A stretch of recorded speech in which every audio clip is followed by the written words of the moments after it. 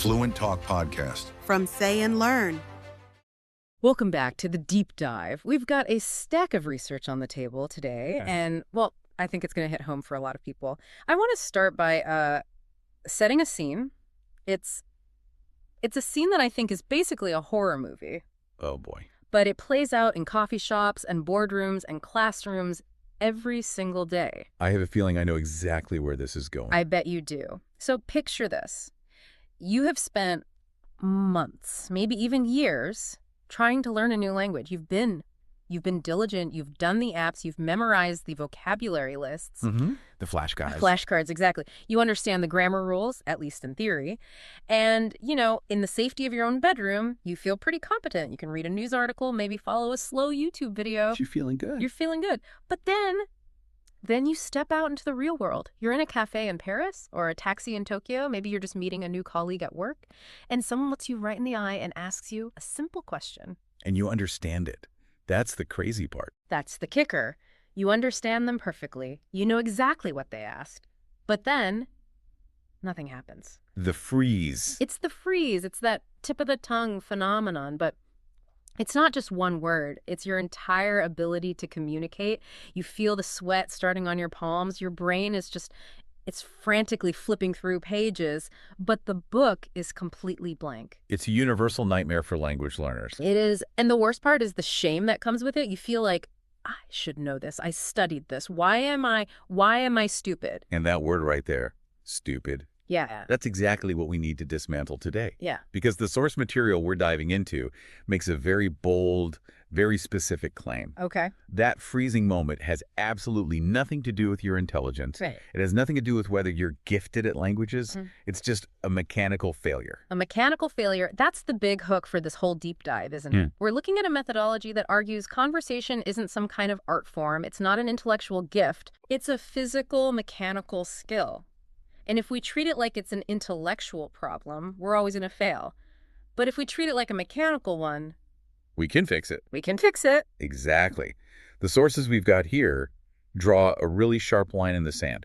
We tend to, the mythologize language learning. We look at people who speak 3-4 languages and we think, oh, they just have a special brain. They're wired differently, or they have the ear for it. The ear, yeah. Yeah. But the research here argues that speaking a language is physically no different than, say, playing the piano. Or riding a bicycle. Or even just chopping an onion. It's a physical task. I want to push on that piano analogy a bit because I think it really clarifies the disconnect we all have.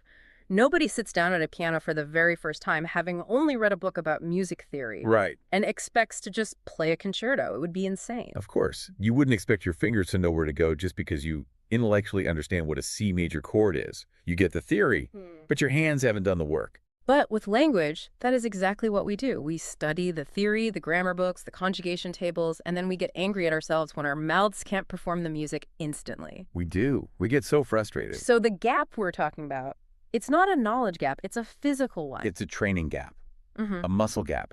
The source makes it crystal clear. No one starts out fluent. Even the most eloquent, poetic speakers you hear today, they started with broken sentences.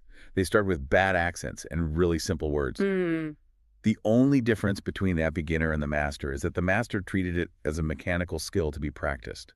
It wasn't a test of their IQ to be passed. So they didn't stop when it got hard. They didn't stop. They just kept drilling the mechanics. Okay, so today's deep dive is going to be a little different. We are not just going to give you that generic advice like, oh, just get out there and speak more. Which is useless advice when you're terrified. Totally useless. We are going to unpack a specific, almost biological method found in our source material that's designed to trick your brain into fluency.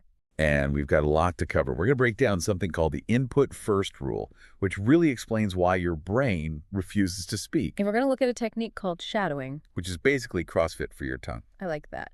And then we're going to walk you through a specific 3-month roadmap, a literal day-by-day plan to get you unstuck.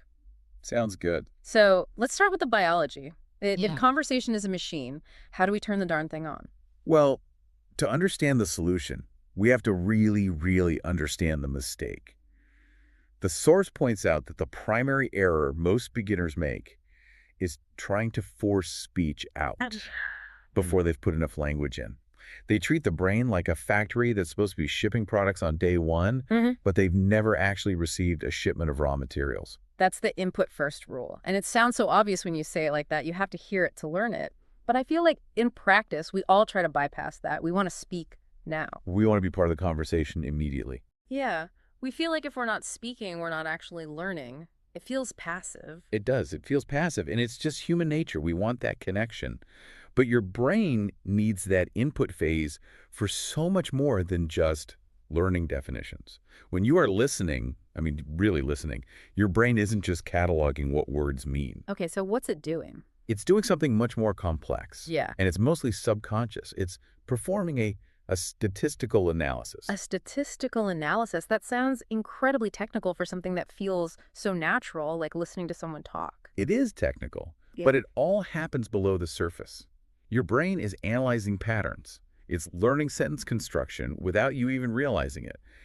It's figuring out how words glue themselves together. So it's learning that house usually comes after the, or that your voice goes up at the end of a question. Exactly. It's absorbing the probability of which word is likely to come next. It's building a predictive model of the language. The source also mentions the rhythm and music of conversation.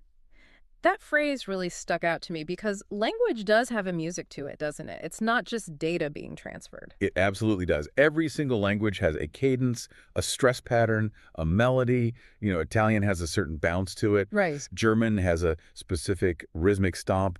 English has a stress-timed rhythm. If you try to speak before you've internalized that music, you're just making noise that happens to carry some meaning. You're playing the right notes, but with no rhythm. It sounds wrong. It sounds wrong, and it feels wrong to say. The source really emphasizes that when you prioritize input, just listening, you are teaching your brain that underlying musical structure, and that's what makes speech sound natural. Okay, but here's the problem with listening, especially for beginners. And I'm just going to play devil's advocate here because this is usually where I would quit. Go for it. It's anxiety-inducing. You turn on a podcast or a news broadcast in your target language, and they are speaking a million miles an hour. You miss the first word, you panic, and then you miss the next 10 words because you're still stressing about that first one. It feels like you're drowning. That is a very, very real response. It's what some call the panic filter. When that filter goes up, learning just stops.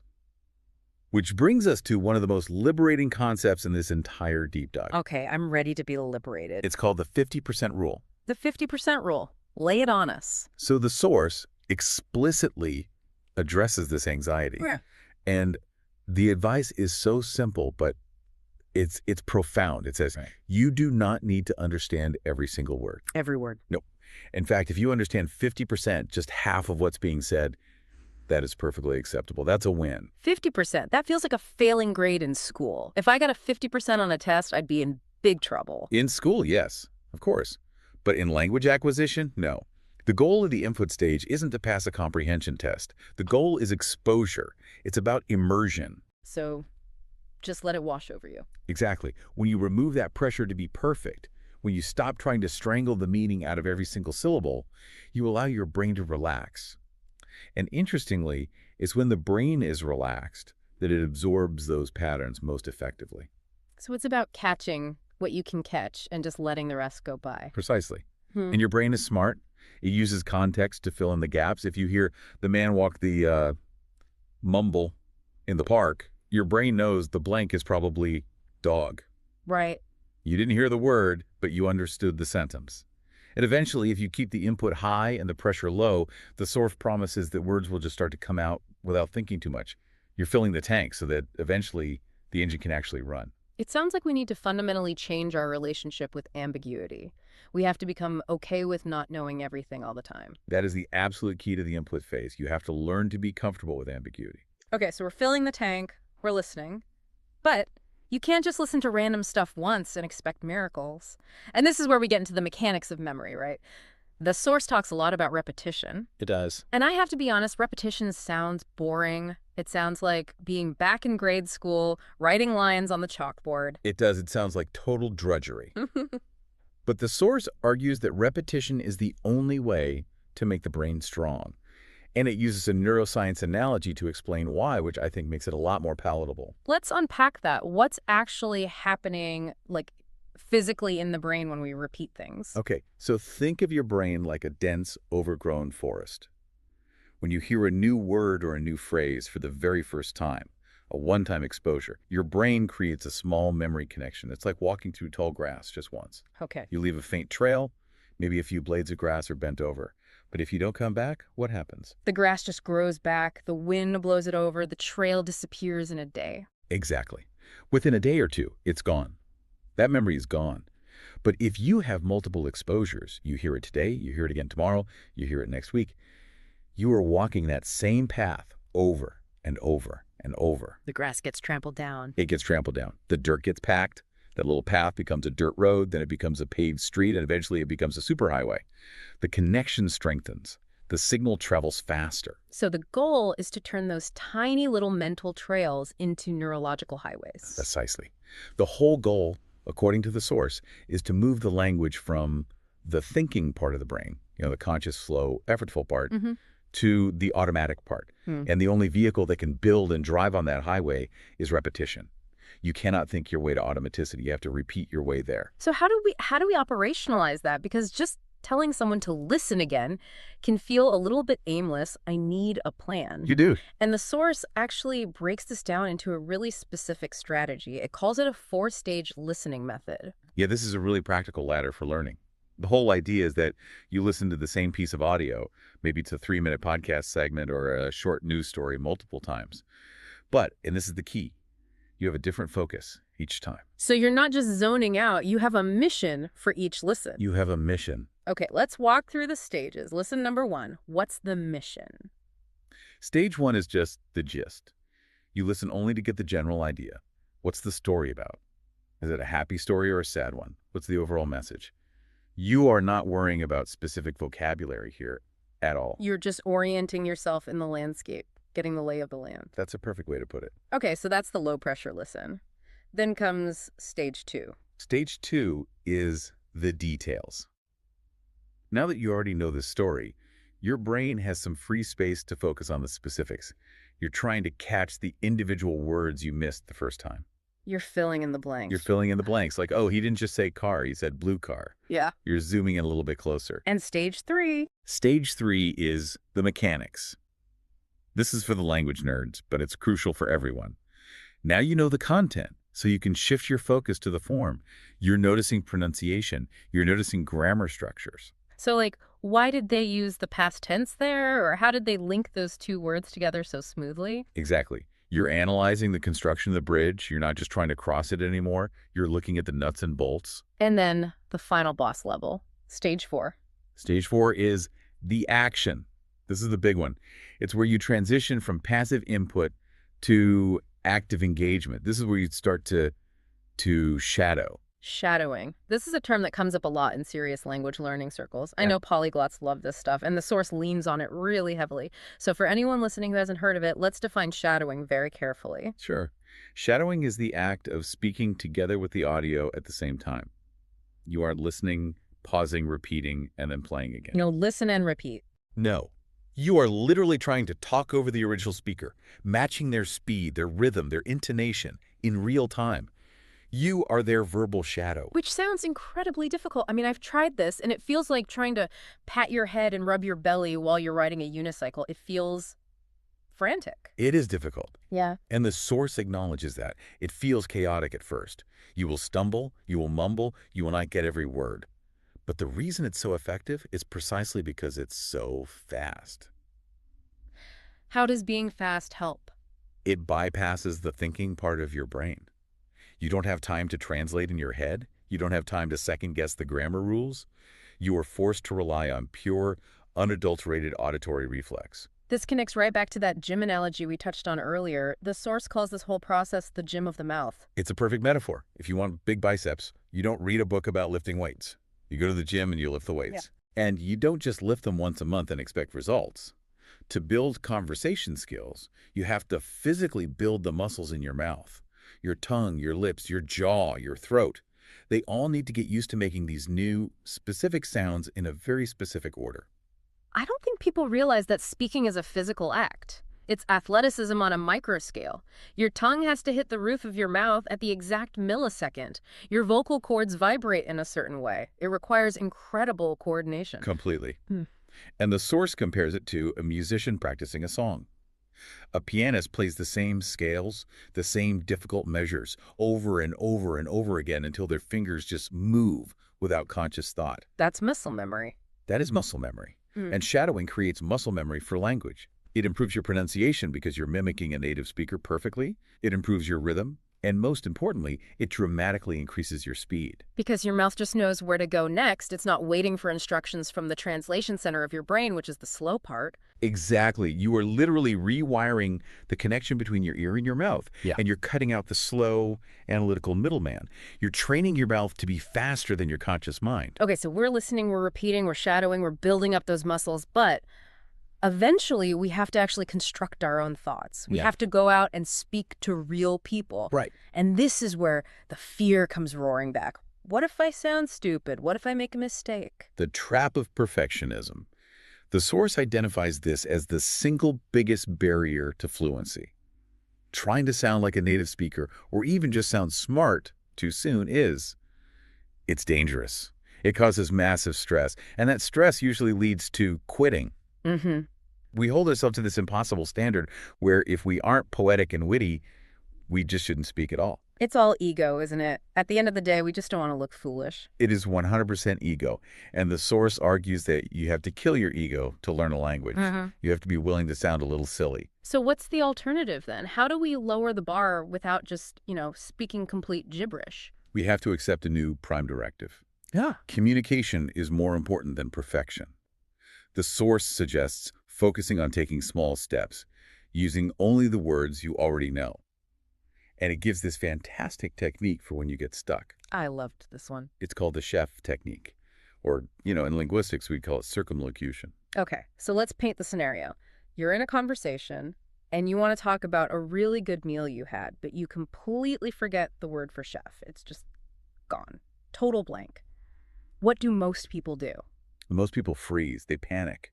They stop talking and immediately start apologizing. Oh, I'm so sorry. My English is so bad I forgot the word. Oh. They completely derail the entire conversation. Make it awkward for everyone. Make it awkward. Yeah. But the chef technique says, just describe it. Use the simple words you do have to talk around the word you don't. So you say, The person who cooks food in a restaurant? the person who cooks food in a restaurant. It's so simple. Yes, it sounds a little bit like a child explaining it, but guess what? It works. It works perfectly. It works perfectly. And the other person understands you immediately.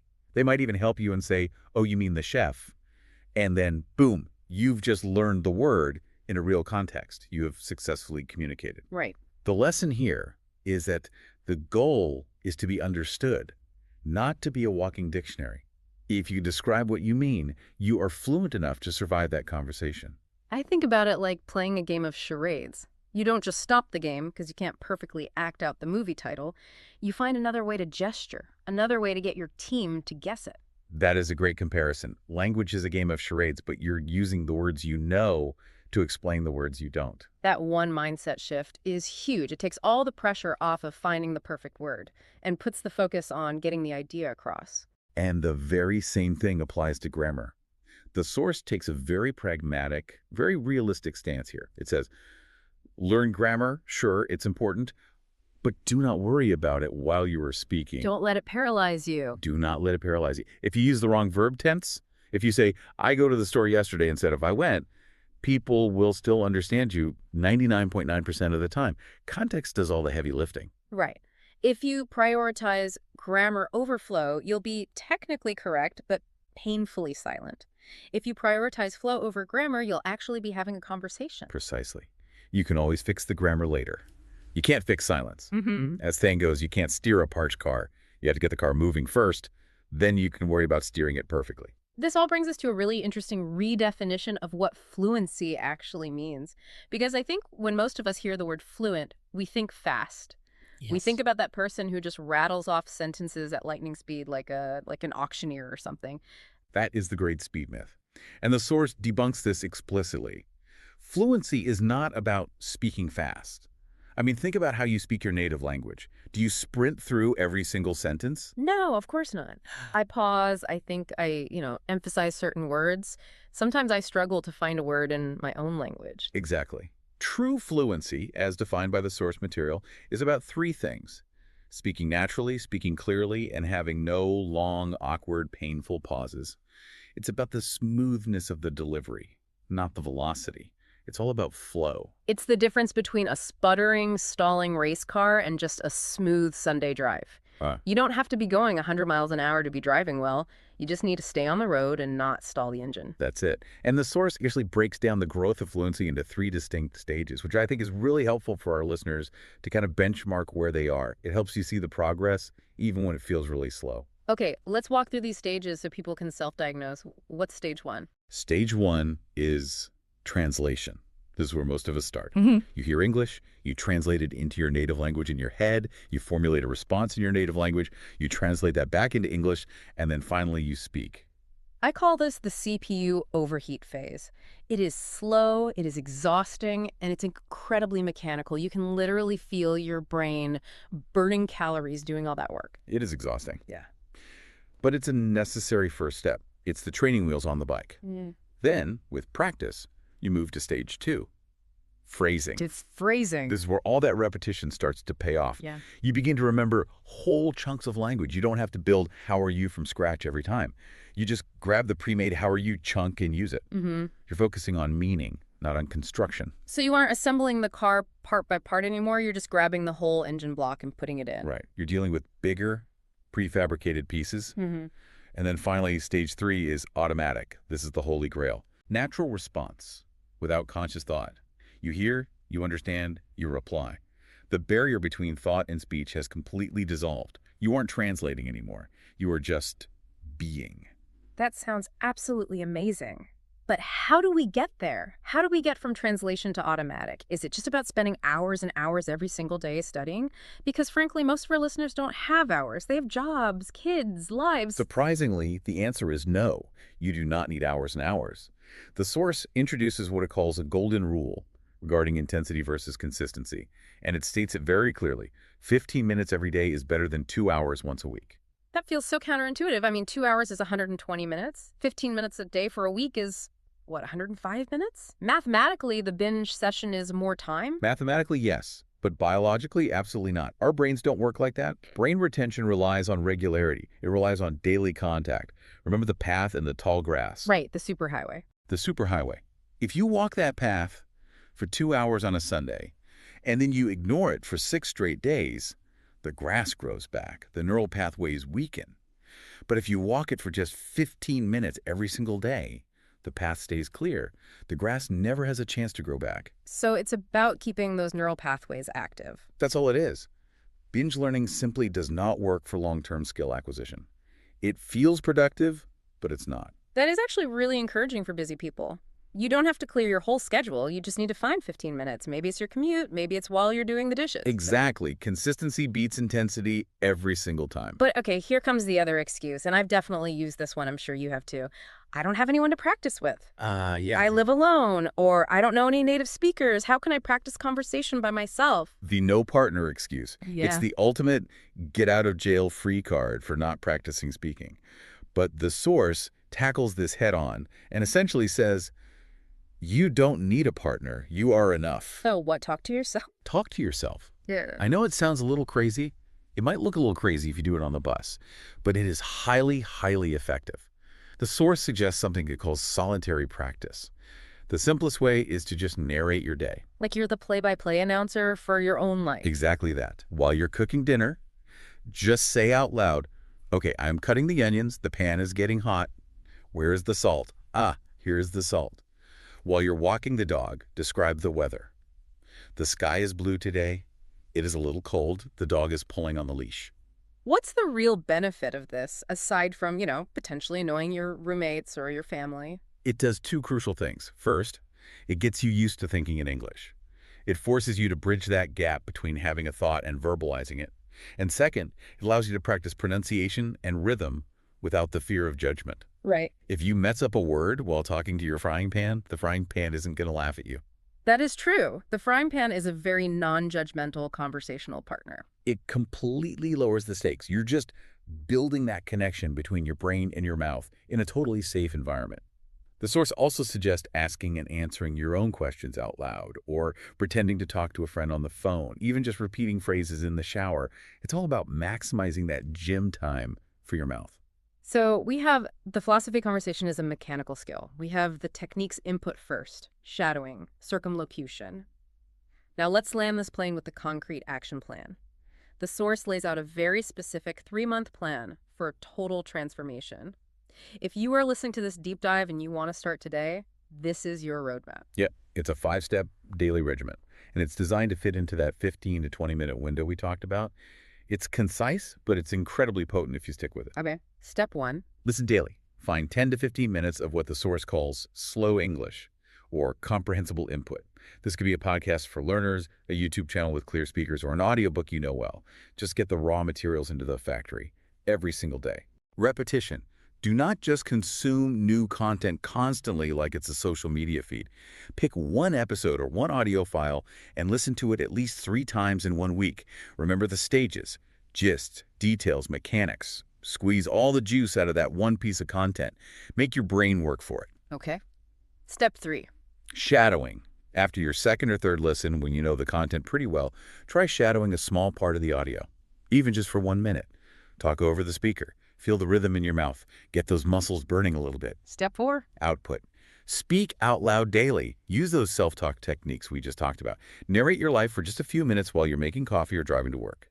Okay, I am turning left now. The light is red. Get comfortable with the sound of your own voice speaking the new language. And finally, step 5. Review. Repeat common phrases regularly. Keep a little list of useful chunks of language. How's it going? I'm not sure about that. Could you say that again? And just say them out loud a few times. Don't let the basics fade away.